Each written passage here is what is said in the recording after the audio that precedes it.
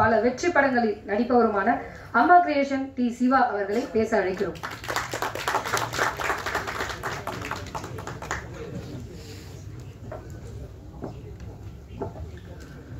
அனைவருக்கும் இனிய மாலை வணக்கம். ஒரு படம் ஆரம்பிச்சோடனே டைட்டிலில் உள்ளாட்சி மாதிரி நாங்கள் முதல்ல போடுறது ஊடக நண்பர்களுக்கு நன்றி அப்படின்னா, அது ஃபார்மாலிட்டிக்காக செய்கிறதில்ல, அது நம்ம உள்ளன்போடு தான் என்றைக்குமே செஞ்சிட்ருக்கோம். அதனால் ஊடக நண்பர்களோட எந்த விதமான மாற்று கருத்தோ வருத்தமோ இல்லை. சமீபத்தில் வந்த அறிக்கையில் நிறைய விஷயங்கள் சிலரால் திரிக்கப்பட்டு, சிலரால் ஃபோர்ஸ் செய்யப்பட்டு, சிலரால் பேசப்பட்டது. அது ஒரு விளக்கமாக கொடுத்துருக்கோம். இருந்தாலும் ஊடக நண்பர்களுக்கு அந்த சபையில் அதை நான் திருப்பி ஒரு வாட்டி சொல்லிக்கணும். நான் இன்றைக்கி குட்டி பிஸ்னஸ் இல்லாமல், சேட்டலைட் பிஸ்னஸும் இல்லாமல், ஆல்மோஸ்ட் இந்தியும் கைவிட்டு போன கண்டிஷன் வந்ததுக்கப்புறம் திருப்பியும் பேக் டு ஃபார்ம் அந்த 2018 மாற தியேட்டர் நம்பி தான் சினிமா அப்படின்ற நிலைமைக்கு வந்துட்டோம். தியேட்டருக்கு ஜனங்கள் வரணும், அவங்க படம் பார்க்கணும். அப்படி பார்த்தா மட்டும்தான் இந்த இண்டஸ்ட்ரி சர்வைவ் ஆகும். இந்த இண்டஸ்ட்ரி நம்பி இருக்கிறவங்களாம் சர்வைவ் ஆவாங்க. இந்த தயாரிப்பாளர் போடுற பேரோட வாழ்வாதாரம் எங்களுக்கெல்லாம் தப்பிக்கும். அதனுடைய அடிப்படையில் வாழ்க்கையை பற்றிய பயத்தால் எங்களுடைய வேண்டுகோள் தான் தவிர தியேட்டருக்கு வர வைக்கணும் ஆடியன்ஸை. காலைல 6:30 மணிக்கு ஐயோ போயிடாதீங்கன்னு கத்த ஆரம்பித்தா இப்படி தியேட்டருக்கு கொண்டு வர்றது, இப்படி மக்களை படம் பார்க்க வைக்கிறது அப்படின்றது தான். எல்லா படத்துலேயும் குறை இருக்கணும், இல்லைன்னு சொல்லலை. அதை கொஞ்சம் ஒரு சீராக செய்யணும். அதை கொஞ்சம் ரெகுலேட் பண்ணிக்கலாம். நமக்குள்ள ஒரு சின்ன கோஆர்டினேஷன் வச்சுக்கலாம். ஒரு நாள் 2 நாள் இல்லாமல் பண்ணலாம், அல்லது இந்த வார்த்தைகளை பயன்படுத்தலாம், இந்த வார்த்தைகளை பயன்படுத்த வேண்டாம், சின்ன கோட் ஆஃப் ஆக்ட் மாதிரி பண்ணிக்கலாம் அப்படின்ற நோக்கத்தில் தான் சில முயற்சிகளை எடுக்கிறோமே தவிர இது யாருக்கும் எதிரானதும் அப்படி கிடையாது. ஏன்னா 45 ஆண்டுகளாக நான் பழகி கொண்டிருந்த அத்தனை ஊடகமும் இங்கே தான் இருக்கீங்க. யார் ஊடகம் என்றைக்குமே மாற்றுக்கிறது இல்லை. எந்த ஒரு ஊடகத்தோடும் நம்ம என்ன சொல்கிறது, மன வருத்தமோ சண்டையோ போட்டதே கிடையாது. அதெல்லாம் தாண்டி இந்த ஊடகவியலாளரோட உங்கள் கருத்து பிரச்சனையே இல்லை. இந்த ஊடகம்ன்ற பேரில் ஊடுருவிய சிலரால் தான் சில பிரச்சனைகள் இருக்குது. அதை களையெடுக்க முயற்சி தான் என்பதை மீண்டும் ஒருவரை தெளிவுபடுத்தி, நான் உங்களுக்கு என்றென்றும் உங்களோட அன்போடும் நன்றியோடும் ஒரு நட்போடும் இருப்போம் என்பதை மீண்டும் இந்த இடத்துல உங்களை எல்லாத்துக்கும் நான் உறுதிப்படுத்திட்டு இந்த நிகழ்ச்சிக்கு வரேன். இந்த படத்தோட தயாரிப்பாளர், இயக்குனர் JSK என்னுடைய வாழ்க்கையிலே விரல் விட்டு எண்ணக்கூடிய மிக நெருங்கிய நண்பர்களில் ஒருவர் என்றால் கண்டிப்பாக JSK. அவர் ஒரு நவீன ஹிட்லர்.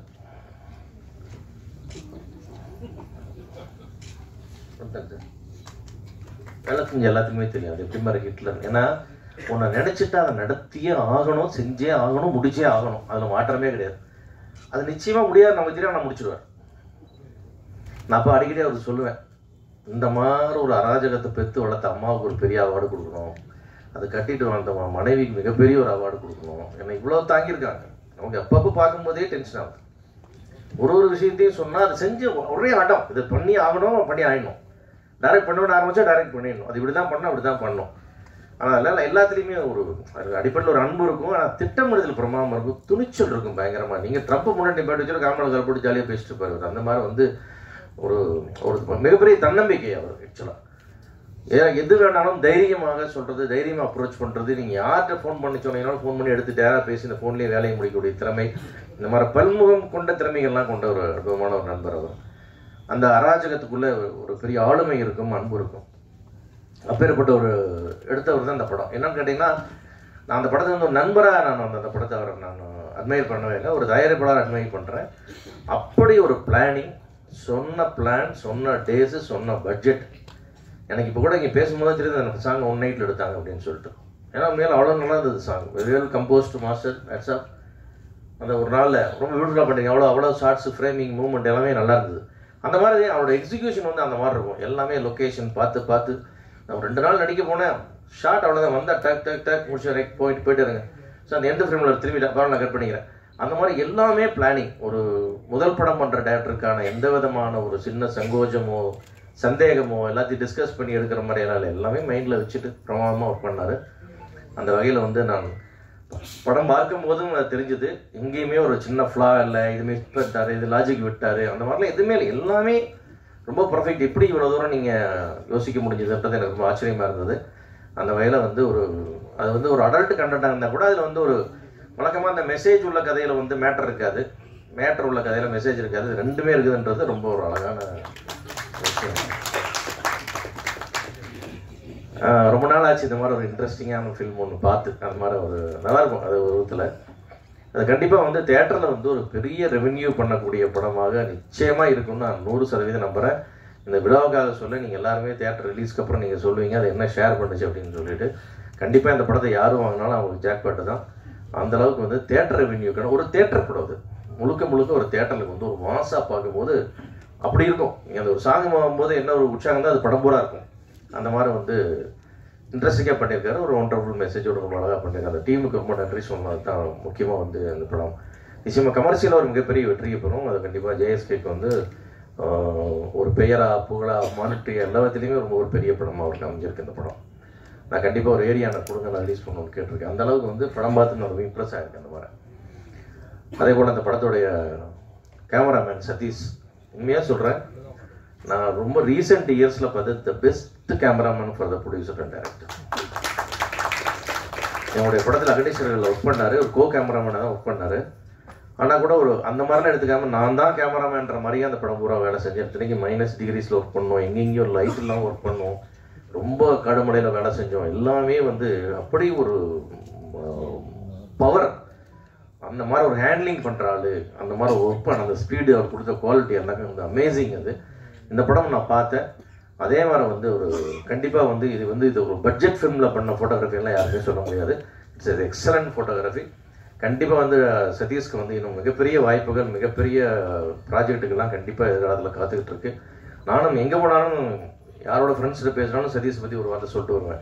ஏன்னா ஏதோ ஒரு படம் கிடைக்கணும். அதில் நடிக்க வந்தபோது தான் ஜேஎஸ்கே அதுவும் அவரும் அதே மாதிரி இம்ப்ரெஸ் ஆகி இந்த படத்தில் ஒரு கேமராமேனை போட்டால் கண்டிப்பாக அவர் கொடுத்த வாய்ப்பு பிரமாதம் பண்ணியிருக்காரு. Music director டிகெட்ஸ் nice, very song, 2 song ரொம்ப அழகாக இருந்தது. ரீரெக்கார்டிங் ரொம்ப வெரி சென்சிபிளாக பண்ணியிருக்கீங்க. கண்டிப்பாக இந்த படம் உங்களுக்கு ஒரு பெரிய பிரேக் த்ரூவாக இருக்கும். அதே மாதிரி அந்த படத்தில் நடிச்சிருக்கிற அற்புதமான கதாநாயகர்கள் 4 பேர் 5 பேர் இருக்காங்க.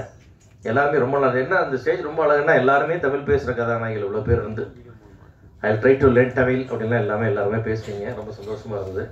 எல்லாருமே வந்து அந்த கதையினுடைய கதாபாத்திரம் வந்து பொறுப்புணர்ந்து அதில் கொஞ்சம் என்ன தேவை, இப்படி ஒரு ஸ்பைஸ் கேட்குறா டேரக்டர்ன்ற அந்த சென்ஸை புரிஞ்சுட்டு ஒரு கமர்ஷியல் எலிமெண்ட் தேவைன்றதை புரிஞ்சு எல்லாருமே அதை பர்ஃபார்ம் பண்ணியிருக்காங்க. அந்த வகையில் இவ்வளோ பியூட்டிஃபுல்லாக கோஆப்ரேட் பண்ணவங்க எல்லாத்துக்கும் என்னுடைய நன்றி.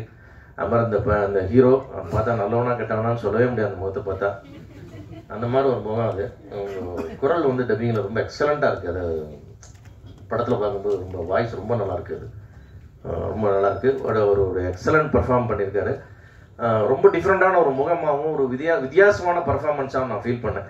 இது இந்த மாதிரி இவர் மாதிரி நடிக்கிறாரு, இவர் மாதிரி இல்லாமல் ஒரு புது மாதிரியான ஒரு நடிப்பு ஒன்று கண்டிப்பாக அந்த படத்தில் அவர் கொடுத்துருக்காரு. நிச்சயமாக அந்த படம் தமிழ் சினிமாவில் ஒரு மிகப்பெரிய ஒரு இடம் அவருக்காக காத்துக்கிட்டு இருக்குதுன்னு என்னால் உறுதியாக சொல்ல முடியும். நிச்சயமாக ஆல் தி பெஸ்ட் பாலாஜி. அந்த மாதிரி வந்து இந்த படத்தோட எடிட்டர் பியூட்டிஃபுல்லாக இந்த படத்துக்கு வந்து எப்படி இருக்கணுமோ அந்த கட்டிங் என்ன கிறிஸ்பாக இருக்கணுமோ அதை பர்ஃபெக்டாக கொடுத்துருக்கீங்க நீங்கள். ஏன்னா இத்தினோண்டு லேகோட இந்த படத்துக்கு எடுத்துரும். அது இல்லாமல் நீங்கள் ரொம்ப அழகாக பண்ணியிருக்கீங்க. அதே மாதிரி Jeeva wonderful co director, writer, everything. படமே அவருதுன்ற மாதிரி எடுத்து போட்டு வேலை செஞ்சார். அவருக்கு ஒரு அருமையான நம்முடைய பாடலாசிரியர்கள் எல்லாருமே, ஆர்ட் டைரக்டர் எல்லாருமே வந்து ரொம்ப அழகாக பண்ணாங்க. இந்த ஒரு நல்ல டீம் அமைஞ்சது ஜேஎஸ்கேக்கு. அவரும் அப்படியே அழகாக எல்லாத்தையும் கொண்டு போனார். ஒரு பட்ஜெட்டில் பண்ண படம் ஒரு மாபெரும் வெற்றி அப்படின்றதுக்கு இந்த வருஷத்துக்கான ஒரு உதாரணமாக இந்த படம் நிச்சயமாக இருக்கும் என்று கூறி அனைவருக்கும் வாழ்த்து கூறி விடைபெறுகிறேன். நன்றி. நன்றி பாண்டியராஜன் சார். வந்திருக்கீங்க, இந்த விழாவுக்கு சிறப்பிச்சு கொடுத்துருக்கீங்க, நட்புக்காக வந்திருக்கீங்க. இருந்தாலும் எங்கள் சினிமாவின் வந்து பொற்கால சினிமாவை தந்தவங்க நீங்கள். மிகப்பெரிய ஆளுமை நீங்கள் தமிழ் சினிமாவில். என்ன கடுகு சிறந்தாலும் காரங்குறையாதுன்றது முதலாக நீங்கள் தான் ப்ரூவ் பண்ணீங்க. உங்களுக்கு ஒரு நன்றியை வணக்கம் சொல்லினா தவறாயிடும். நன்றி சார்.